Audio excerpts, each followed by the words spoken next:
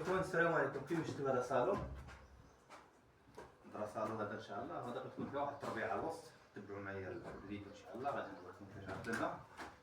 وكما شفتوا بورطوزات ديال القناة شوف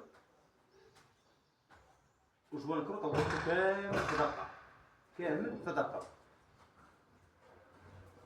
وكوليتو في دقة. يعني انت تحطو كامل في دقة وتكوي في دقة تربح فيه الوقت تجوزتي على الأرض.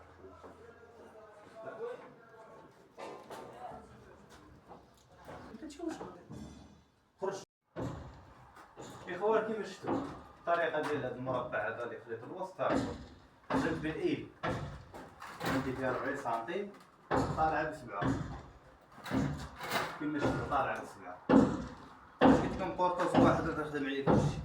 هاني حطيت ريكله ناعسه هنا بعد ما دورت جوان كرو حطيت هاد الريكله ناعسه وحطيت هذوك من ناعسين وحطيت هذا المربع ديالي مازال ليا هاد الراكه هادي وغادي نسد. دور شويه هنا تقول لي يعني ضوط لا كنضوط دري السلك دري السلك كيتقاد الروابل مع جوان كرو. الطريقه غير باش ما بورطوز واحد تخدم عليه.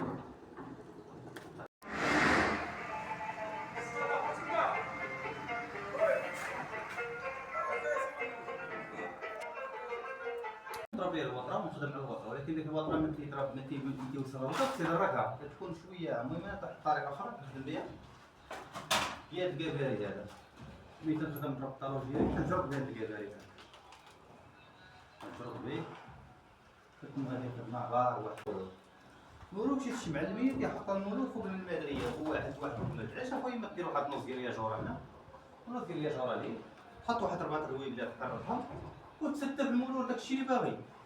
بحال دابا انا باقي ما كملتش المولود داكشي اللي غيكفيني كنسد فوق هنا قدامي ونكون خدام. اخوان كيما شفتوا هذا هو الديكور النهائي ديال الصالون اللي كنا خدمنا فيه بعد ما دورنا جوار الكرو. المهم راك تابعتوا معنا الخدمه. هذا هو الديكور النهائي ديالو. اخوان اي حاجه تنشاركها معكم، اي خدمه تنشاركها معكم. ما تنساوش ان شاء الله ديروا اشتراك